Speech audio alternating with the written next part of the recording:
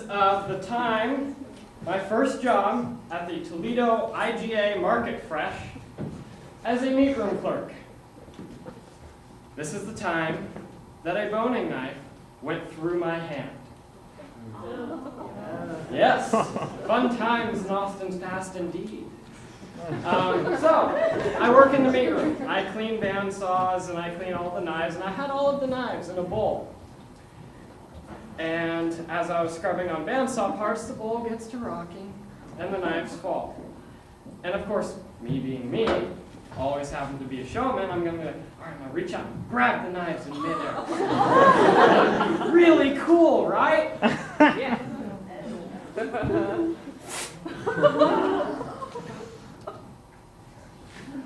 And immediately, as can be expected in my defense, a very string of colorful language appeared. Many customers were pleased with me.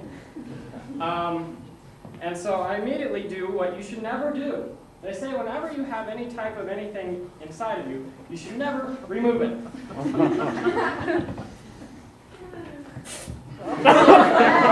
So that's happening, and my first thought is, all right, how am I going to do this?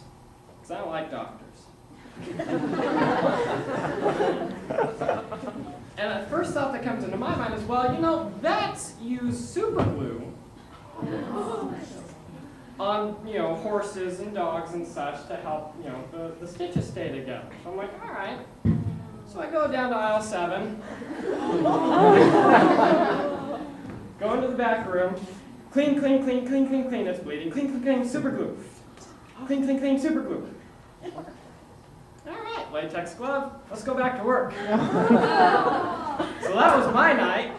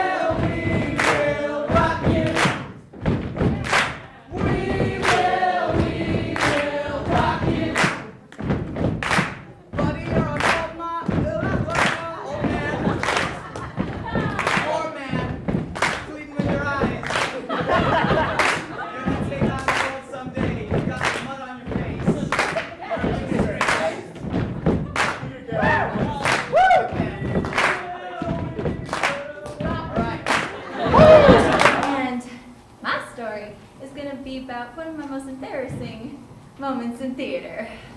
So I trust you that if I see you, any of you on campus, that you will not remind me of such events.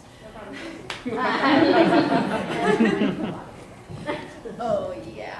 So, 7th grade when I first started theater, and it was Alice in Wonderland, and I was the Duchess. Crazy red dress lady who had a son, who ended up being a pig.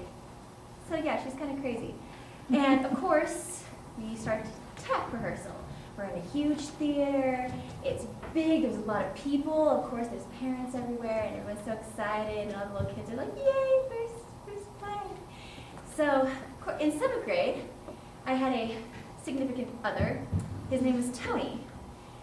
Again, middle school, significant other means holding hands, hugging, and letters. Letters. I wasn't playing. No, I'm kidding. So, of course, we sent letters back and forth, and it'll be more like, "How are you? Oh, I'm doing good. How's your day?" And then he'll do little things like, "You're pretty." I'm like, "Ah, thanks." And then, so of course, during the tech rehearsal, and in my little dressing room, he leaves a note. I'm done with my scene, and they check my mic, they let me go back scene, and everybody else has to go out because they had to be part of this huge number that I wasn't part of. So I get back there, my other girlfriend, who, I forget who she was playing, we see the letter on my little disc thing. And we all kind of freak out, like, so we kind of freak out, and I'm like, oh my goodness, let's open it. So I'm opening it, and he was like, Monica, you look so pretty today in your costume and makeup, and I'm like, oh, yay. So me and my girlfriend, big, oh, yeah, it's basically what happened, but all of a sudden we heard somebody running, like their life depended on it backstage. And we were like, what's going on? One of our stage crew barges into my dressing room. They tell me to stop, stop, and I'm like, what? It's like, your mic is still on. So my entire grade and the 2 grades below me heard my little love letter. It's probably the most embarrassing theater story of my life. It was my first play, and ever since My senior year of high school, I dated a girl named Sophia Bell. Now, Miss Bell had some anger issues. And 2 weeks after I broke up with Miss Bell, the rumor mill, which in a small town is just the worst thing you could possibly ever have. There's like 600 people in my town. Word gets around. So the rumor mill turned out this fantastic rumor about me that after we'd broken up, I had come up to Western, which was true. I had stayed with some friends, which was true. I had gone to a party, which was true. And that some events happened with those of the opposite gender, which was not true. And so she heard about this and was just livid. And so one night, I was setting up for prom with like 13, 14 other people, and she comes to the school. She's tracked me down, I don't know how. And she just drives right in front of my car as I'm leaving. I'm walking up to my car. She puts it, little does she know, cars have reverse. So, yeah, I'm a smart aleck. You're about to see just how much I am. So, without even saying a word to me, comes right up. And my first thought, as I'm being smacked across the face, is of Pirates of the Caribbean.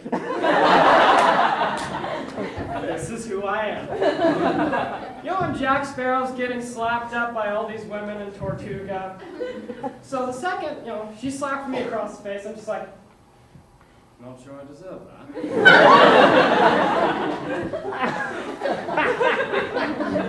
So, when someone's arguing with me, and I'm, of course, talking back a little bit, I'm very monotone. I'm very consolidated. I don't explode. A lot of people take that as I'm talking down to them. Understandable. That's precisely what she thought. So, she goes, stop talking to me like I'm a freaking idiot. She used more colorful language, I assure you. And of course, me, being me, say, well, if you're believing these things that the rumor mill turns out about me, you kind of are. Number 2.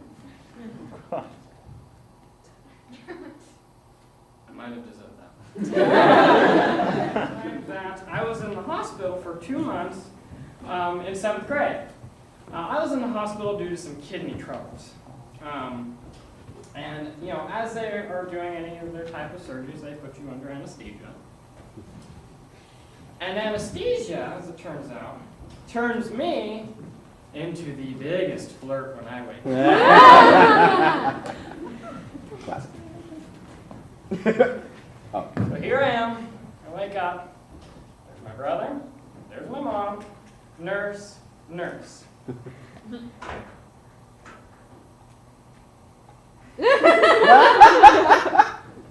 You're pretty. You're pretty too. Hi, Mom. You're pretty.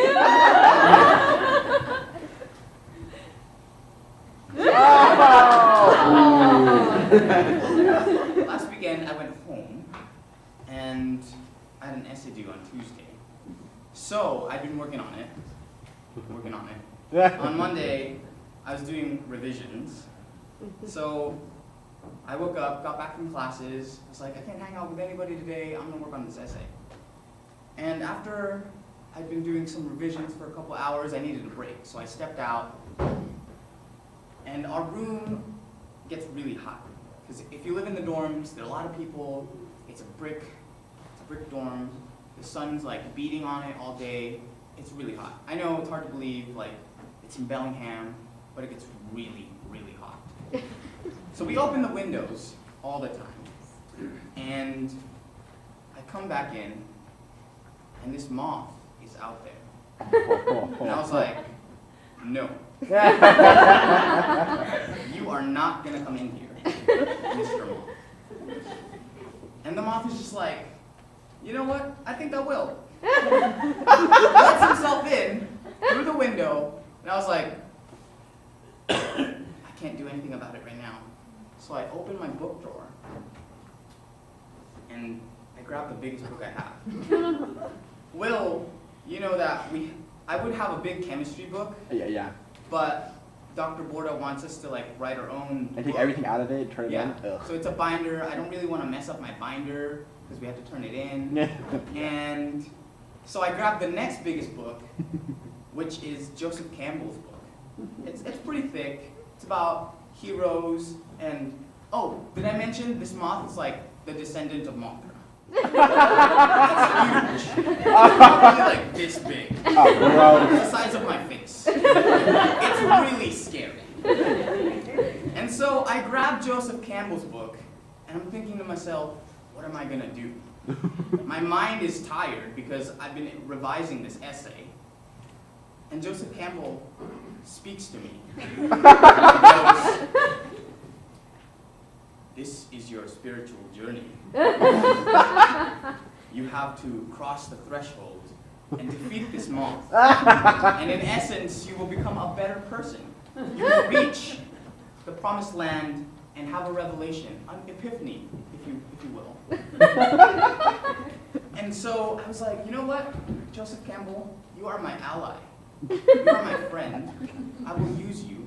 And in that conversation, the moth vanishes.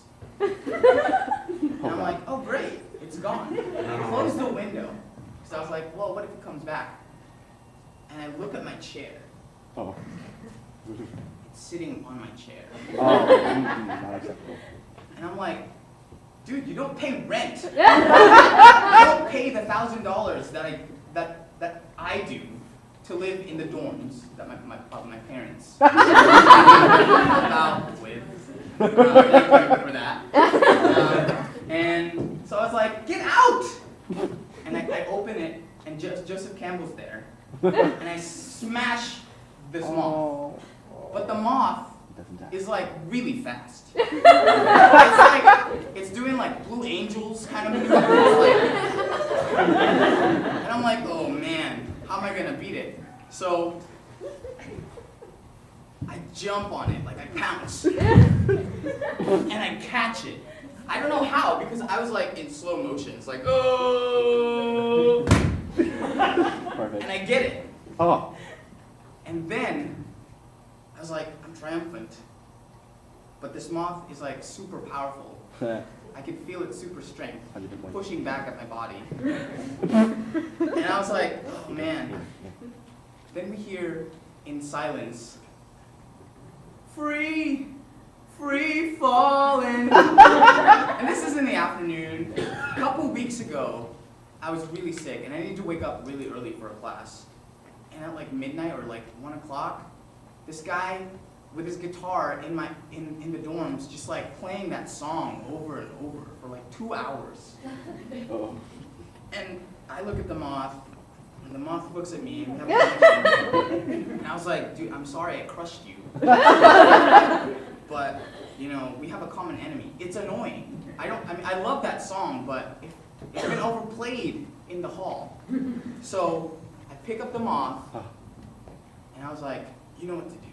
I opened my door. I was like, go forth. And I close my door, and I hear the guy drop his guitar and go, ah! I have not heard. The next tale of Austin's past is from freshman year in the dorms. I was deathly ill, as I so often tend to be. By the way, right now I have an ulcer. Good. Fun. I was deathly ill, and I literally could not get out of bed. I had no strength. It was the scariest time I think I've ever been sick, besides the ulcer. The next day, I finally regained some strength, managed to, crawl down to Rite Aid downtown and get myself a nice big bottle of NyQuil. Ooh. I'm not talking the small one, I'm talking the big one. And so, I don't like directions, so why would I read them? Wow. Screw, go, Oh my go. God. Going around the dorms, go. I go into my neighbor's room. This is Alan. They're playing Call of Duty. It was Black Ops. It was the year it came out. Now, like many of us at the time, we were all addicted to Call of Duty Black Ops, and in particular, the Nazi zombie mode that you can play. For those of you who don't know, that's where you are the first-person shooter, and hordes of zombies come at you one by one, and you just mow them all down. Well, there comes a time in this gameplay where you'll turn, and there's already a zombie right there, just mid-swing. Wait, what? And so it's scary to see that, you freak out. But when you're on NyQuil, you freak out even more. So here I am playing.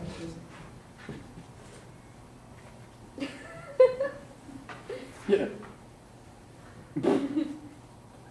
Turn. The controller hits the ceiling, falls back. I'm crawling away from the TV. Like, it was scary.